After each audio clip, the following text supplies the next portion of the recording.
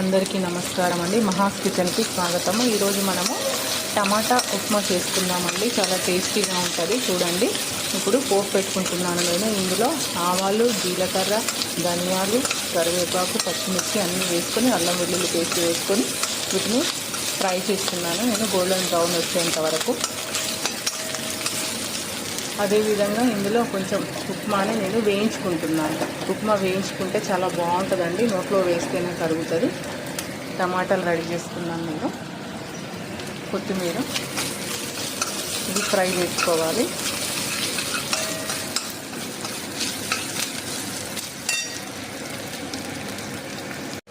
ఇది ఫ్రై అయిన తర్వాత కొంచెం రంగు చేంజ్ అయిన తర్వాత మనం ఇందులో నీళ్లు పోసుకోవాలి.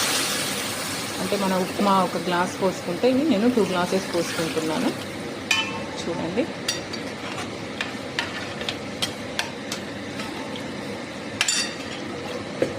కొంచెం మనకు జారుడుగా కావాలి అని అంటే 3 గ్లాసులు పోసుకోవాలి.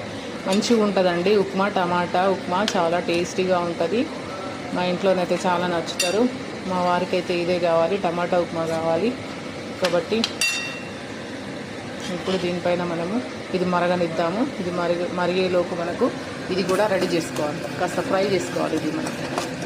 ఇది కొంచెం రంగు మారేంత వరకు మనం దీనికి కాసింత ఫ్రై చేసుకోవాలి. ఇందులో మనం ఇప్పుడు సాల్ట్ వేసుకుందాం.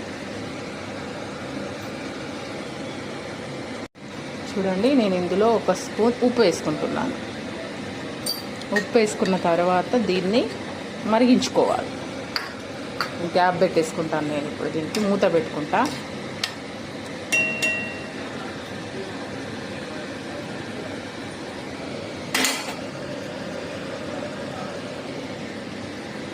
టమాటాలు వేసుకోవాలి ఇందులో.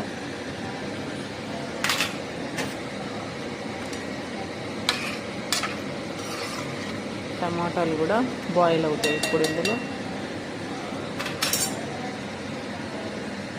చూసిండ్రా, మరుగుతుంది. అయితే ఇది మసాలా దినుసులకు సంబంధించిన అన్నీ కూడా టమాటా ఫ్లేవర్ ఇవన్నీ కూడా ఉడకాలి. ఉడికితేనే ఆ వాటర్లోకి దాని టేస్ట్ వస్తుంది. ఉడకక ముందు వేస్తే దాని టేస్ట్ అందులోకి రాదు. ఇప్పుడు అవి ఉడికిన తర్వాత చూడండి, రెడ్ కలర్ అయినాయి, ఎర్రగా వచ్చింది. చూసిండ్రా, కలర్ చేంజ్ అయింది. ఇప్పుడు మనము ఉప్మా వేసేసుకోవాలి.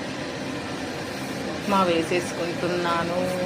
చూడండి, ఉప్మా వేసేసుకున్నాను. ఇప్పుడు మనం ఈ ఉప్మాని చక్కగా కలుపుకోవాలి. కొంచెం సిమ్ పెట్టుకోవాలి. ఇప్పుడు మంచిగా దీన్ని కలుపుకోవాలండి.